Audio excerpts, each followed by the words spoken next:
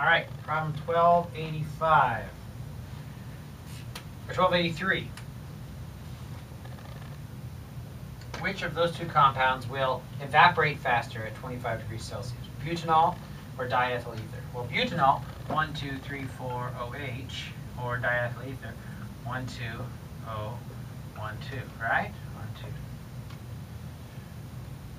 There we go, right? Let's see. 1, 2. Two carbons surrounded by oxygen, right? So this one is a polar molecule. This one, diethyl ether, is a non-polar molecule in terms of its overall symmetry. This one here has hydrogen bonding, which it will be able to hydrogen bond with its neighbors, right? So this OH bond will be able to be attracted to another hydrogen of different butanol molecule. So the one that will evaporate faster will be the diethyl ether. 1285. What kinds of intermolecular attractive forces, dipole-dipole London, hydrogen bonding, are present in the following substances? HF, we have all, right? Dipole-dipole London and hydrogen bonding. So we have a dipole in the molecule, and that dipole is between hydrogen and one of the big three, right? If it's between hydrogen, one of the big three, meaning fluorine, oxygen, or nitrogen, and when I say big three, I'm talking about great electronegativity, high electronegativity, then they can participate in hydrogen bonding with their neighbor, right? So this will participate in hydrogen bonding with its neighbor. And all molecules will undergo London forces. Well, let's see. London forces. And dipole-dipole is where you have a dipole, in other words, a polar bond that can induce another dipole in another molecule. PCl3, all right, so we have to PCl, Cl, Cl. Phosphorus brings how many? 5. Chlorine brings 7. 7 times 3, 21, plus 5 is 26 electrons. 1, 2, 3, 4, 5, 6, 7, 8, 9, 10, 11, 12, 13, 14, 15, 16, 17, 18, 19, 20, 22, 24, 25, 26. So here we have a trigonal pyramidal molecule, right? So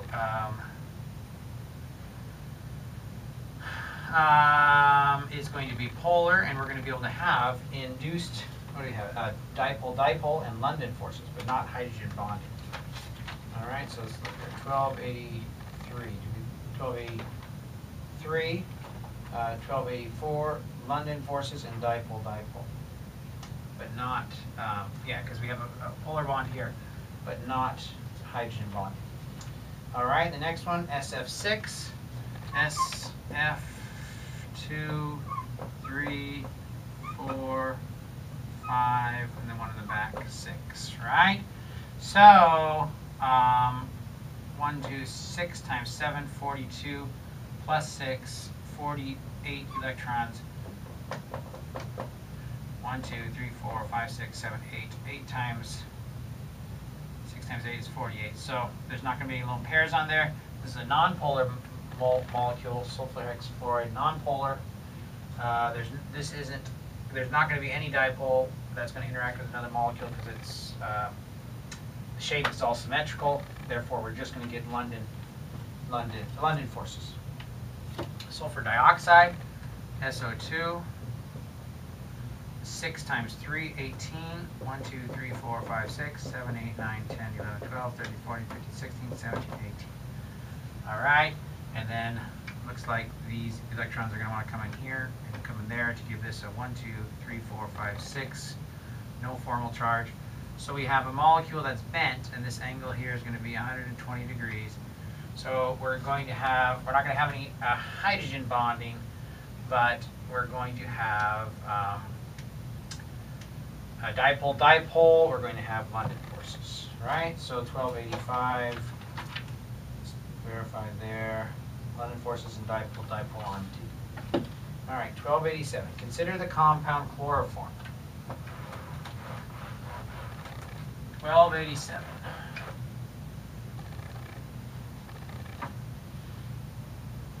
important solvent that was once used as an anesthetic, and CHBr3. All right? Compare the strengths of their dipole-dipole attractions and the strengths of their London forces. Their boiling points are 61 and 149 degrees, respectively. Okay? So, 61 degrees for chloroform, 149 degrees for the CHBr3, CHCl3, respectively, and for the compounds. What kinds of attractive forces, dipole or London, are more important in determining their boiling points? Okay? So, we have CH, BR, BR, BR, tetrahedral around the carbon, CCl, Cl, Cl, CH, right? Tetrahedral around that carbon as well. The boiling point here is 61 degrees Celsius, and here it's 149. 149 degrees Celsius. Okay?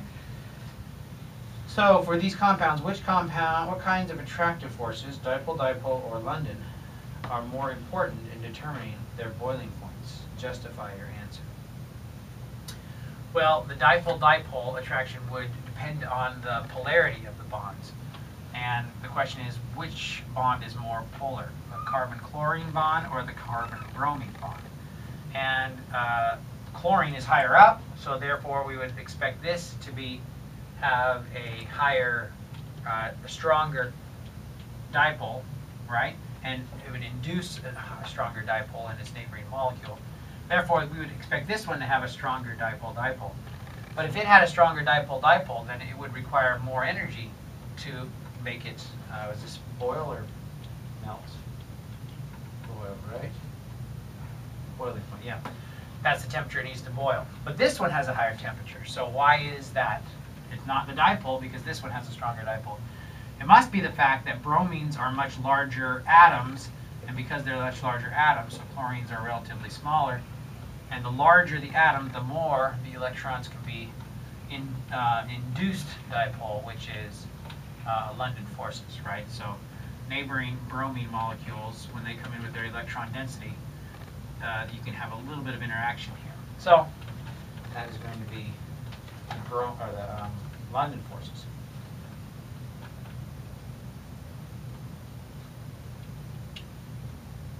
All right, that's what the answer says in the back. 1289, which of the following isomers of octane should have higher viscosity?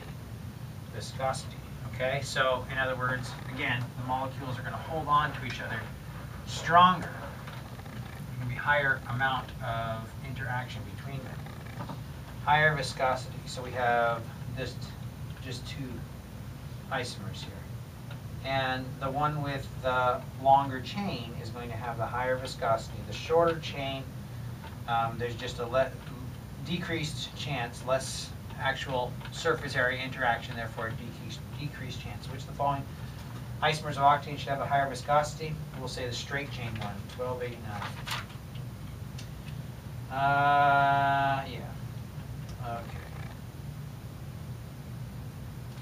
Alright.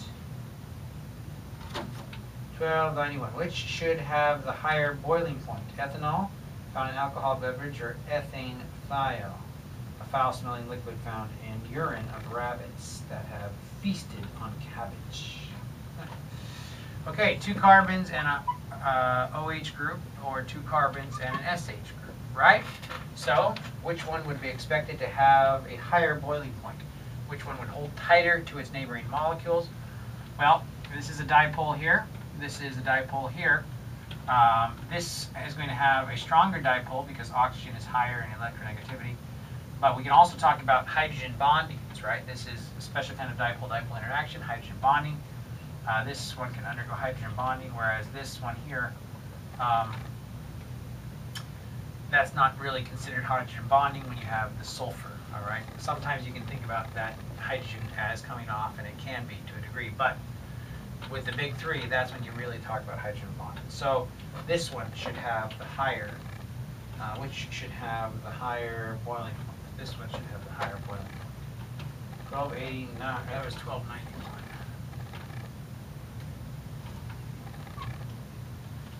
1291. Okay, 1293. Which of the following vapor pressures, or the following are the vapor pressures for some of the commonly chemicals measured at 20 degrees Celsius? All right, so we have a list of vapor pressures for different chemicals at 20 degrees Celsius. Arrange these substances in order of increasing intermolecular attractive forces. Increasing intermolecular attractive forces. Well, the vapor pressure, right? If you're at a constant temperature and you have two different chemicals, one doesn't have strong intermolecular forces and one has strong intermolecular forces. For example, we'll talk about water here. And we'll look at a different one here that should have very little intermolecular interactions. Benzene, C6H6, which is 1, 2, 3, 4, 5, 6. Hydrogen, hydrogen, hydrogen. All right, so which one would have very low intermolecular interactions? This one would, right? All we have here, we have no dipole-dipole interactions. All we have here is London forces, whereas here we have London forces, a dipole-dipole interaction, and an increased augmented dipole-dipole interaction, which is a hydrogen bonding, right? So this one is going to have a much higher interactions, much more interactions, much higher boiling or melting point. Therefore, its vapor pressure is going to be relatively low, all right? So this one is going to have high vapor pressure because the molecules just don't stick very well, so at 20 degrees Celsius, this one is going to be more likely to float off and increase the number of molecules above a container, right? So vapor pressure, again, here's the container of benzene. Here's the level of liquid of benzene, and we're wondering how many benzene molecules are floating away. You know, if I have a closed container here, how many benzene molecules will be floating around in the air? Same thing with water, right? If I have water here, closed container, how many water molecules are actually going to be able to float away? And the water molecules, there should be much fewer of them because the high interactions between the water molecules, every time they land, they're going to have a hard time taking off and leaving again. Whereas here, the benzene molecules have easy time leaving. They don't have much interaction with their molecules that are in the liquid phase. So, we should be able to arrange the following vapor pressures, or we should arrange these substances in order they're increasing intermolecular forces. So acetic acid has the lowest vapor pressure, therefore it would have the most intermolecular force, right? And that is fine, right? This is what acetic acid it looks like. Is that says acetic acid? Yeah. That's acetic acid there. So we would expect acetic acid to have the most intermolecular interactions, water to have the second, benzene to have the third, acetone fourth, and then diethyl ether would be the last one. Okay, so let's see if that's right. 1293. Acetic acid is the greatest, most interactions. Water is the next, benzene, acetone, and then diethyl ether. Is that what we said?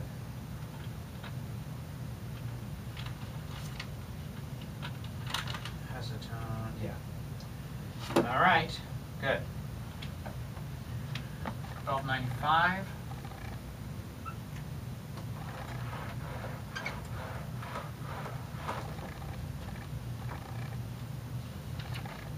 The intermolecular forces must be followed. What intermolecular forces must the following substances overcome in the process of vaporization? Ethanol, acetonitrile, and sodium chloride. All right, so ethanol has to overcome London forces, dipole-dipole, and hydrogen bonding. Acetonitrile, CnCH3, is that right? Oh no, yeah, that's right, 2 C's, nitrogen. And this should be a triple bond there. All right, so this one has to overcome dipole-dipole interactions, but the hydrogens are not on the nitrogen, so there's not, and London forces, but there's no hydrogen bonding to overcome here. And sodium chloride NaCl. So what intermolecular forces must the following substance overcome in the process of vaporization? So if sodium chloride is going to vaporize, it has to overcome those ionic interactions, right?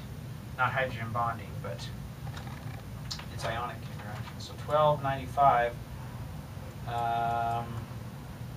intermolecular forces broken. Oh, sorry. So the methanol, or ethanol, London dipole, hydrogen bonding, acetonitrile, London and dipole, and then sodium chloride, ionic. They also included London forces, which is true. Good. All right. 1295, 1297.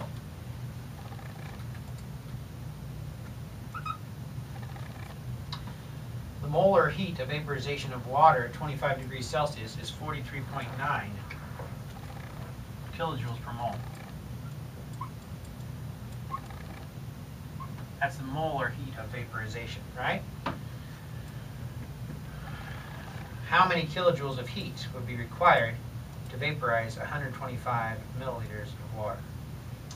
All right, so if I had 125 milliliters of water, or 1.25 kilograms of water, so I have 0.125 kilograms, and for 1 kilogram, that's 1,000 grams, and for 18 grams, that's 1 mole of water, right? So this is how much kilograms of water. All right, so now we would be in moles of water, and for every mole of water, there's 43.9 kilojoules. So we have, for every 1 mole of water that we have to vaporize, 43.9 kilojoules of energy. So the question is, how many kilojoules of heat would be required? And that should give us our answer. 0.125 times 1,000 divided by 18 times 43.9. All right, so we're looking at 304.9 kilojoules. So 305 kilojoules of energy. 1297. 305 kilojoules of energy. 1299. Suppose 45 grams of water at 85 degrees Celsius. 45 grams of water, 89 degrees Celsius, is added to 105 grams of ice at 0 degrees Celsius. 105 grams of 0 degrees Celsius water. The molar heat of fusion of water is 6.01 kilojoules per mole, and the specific heat of water is 4.18 kilojoules per degree Celsius. On the basis of this data, what will be the final temperature of the mixture? How many grams of ice will melt? All right. So we have 45 grams of water, 85 degrees Celsius. So we can determine how much energy there is in that water, right? 4.18 joules per gram degree Celsius. Right? So if we have 40, so Q equals ms delta T. All right. Well, 4.18 joules per gram per degree Celsius. So we don't really need to worry about, we just have 85 degrees Celsius. So going from 85 down to 0. So this would tell us 85, if we use 85 here in the delta T, 85, that would tell us how much heat we have. Q is going to be then how much mass, 45, 4.184 joules per gram per degree Celsius. So 85, so if we're going to go from 0 to 85,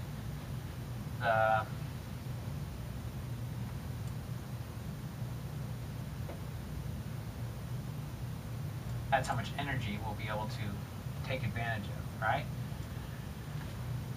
So how many kilojoules is that? 45 times 4.184 times 85. All right, so that's 16,003 joules. All right, and 43.9 kilojoules for every mole of ice are required to melt the ice. Molar heat of vaporization of water, right? That's how much heat is required to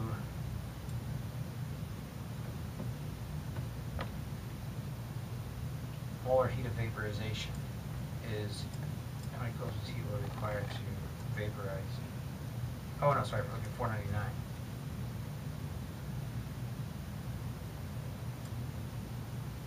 .01 kilojoules per mole is the molar heat of fusion. 1299, yeah. 6.01 kilojoules per mole are required to melt every mole of ice. 6.01 kilojoules. Okay, so we can determine how many, how much ice we have. 105 grams, and there's 18 grams for every 1 mole of ice. This is solid water, right? For every 1 mole of H2O solid. All right, and so to melt every mole of H2O solid, we need 601 kilojoules. So for every 1 mole, there's 6.01 kilojoules. All right, so that's how many kilojoules of energy we would need to melt all the ice, right? So we can determine that 105 divided by 18 times 6.01. All right, so we're looking at 35 kilojoules, or 35,058 joules of energy necessary to melt all that ice. And this is how many joules of energy are stored in that water, 45 grams at 89 degrees Celsius. So we can take this, divide it by that, and find out what fraction we can actually melt, right? So we have 35058, not divide it, but subtract this much, right? Because that's how much energy we'll put in, and we'll be left with, we'll need 19,055 joules of energy to melt the rest of the ice. We can take this number here and divide it by that number and find out what percentage of the ice actually melted. So we got 54% of the ice actually melted. I can multiply that by 105. That's how much ice we started with. So 57 grams melted. So 105 minus that. So we have 47.9 grams left over. So what will be the final temperature of the mixture, and how many grams of ice will melt? So we got 57 grams of ice melting.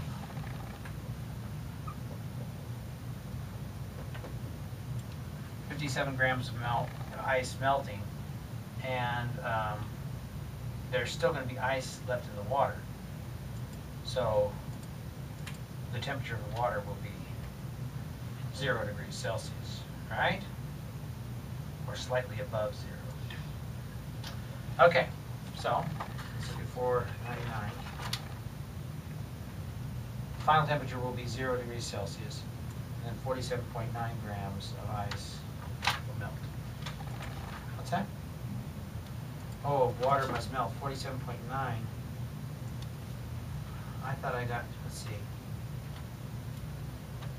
I thought I had 57. I thought we had 47.9 left over. 57 grams of ice melts.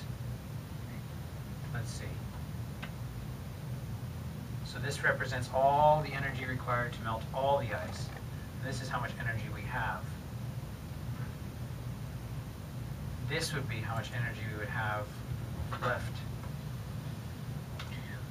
So let's see, 19055 divided by 35058. This is how much, what percentage of the ice is left. That's right. So this isn't how much is melted. That's how much ice is left. So we subtract 105, that from 105, and we get our 47.9% melted. Or not melted, not percent, but grams melted. All right. So what happened was I divided how much energy was left required to still melt the rest of the ice, divided by how much there was altogether. And that'll show me how much was left over. And so that's that value right here. So this divided by this tells us what percentage we have left over to melt. We can multiply that by 105. And that'll tell us how many grams of ice we have left over to melt. All right? And then we can subtract that value from 105, and that'll tell us how much ice has actually melted. All right, 12,101. Or 12,99,101.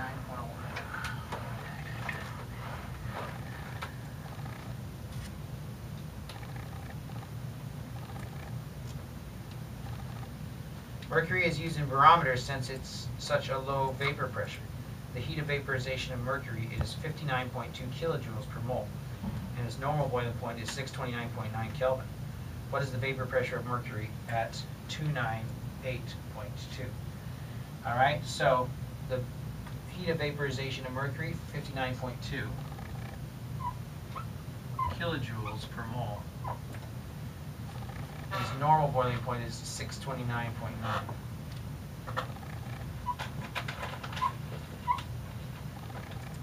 All right, what's the vapor pressure of mercury at 298.2? This is Kelvin. 298.2 Kelvin. All right. Okay, so I gotta hold on just 1 second.